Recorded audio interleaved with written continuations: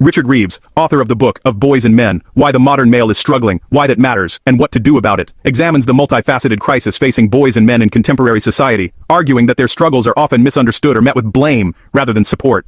The author identifies a pervasive narrative that dismisses struggling young men as lazy or irresponsible, a judgment less commonly applied to other groups. Beneath this surface, however, lies a profound crisis of identity and purpose, with many men feeling lost and unsure of their role in the world. A central and alarming manifestation of this crisis is in mental health. While attention often focuses on teen girls, the data reveals a severe and growing epidemic among males. Since 2010, a dramatic rise in suicides has been driven almost entirely by young men under 30. Men also account for 70% of drug poisoning deaths, a figure that has increased sixfold since 2001, and 80% of suicides in the U.S. Compounding this is a severe shortage of male mental health professionals. The share of male psychologists, social workers, and counselors has more than halved in recent decades. This lack of representation creates a significant barrier to care, as many men and boys may find it easier to open up to a male therapist. Economically, working-class men are facing a brutal reality. Wages for men without a college degree have stagnated since 1979, and men born into lower-income families are faring worse than those born just 15 years earlier. This economic dislocation leads not merely to unemployment but to a broader break from society. In response, many are lured by dangerous online get-rich-quick cultures and gambling, which exploit a higher male risk appetite and can lead to addiction and financial ruin.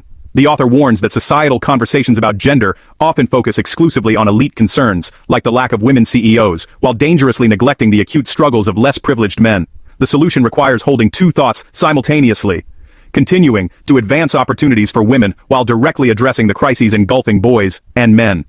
A critical part of the solution lies in rebuilding positive, real-world male presence and mentorship. The decline of male teachers, from 33% in the 1980s to 23% today, and the near-complete absence of male-focused initiatives in schools create a vacuum. This void is often filled by toxic online influencers. The author argues that the antidote is not merely condemning these figures but providing better alternatives: male teachers, coaches, fathers, and community members who can model healthy, non-toxic masculinity. Coaches, in particular, are highlighted as unofficial mental health professionals who can connect with boys shoulder to shoulder, a style of communication that often feels safer for men than face-to-face conversation.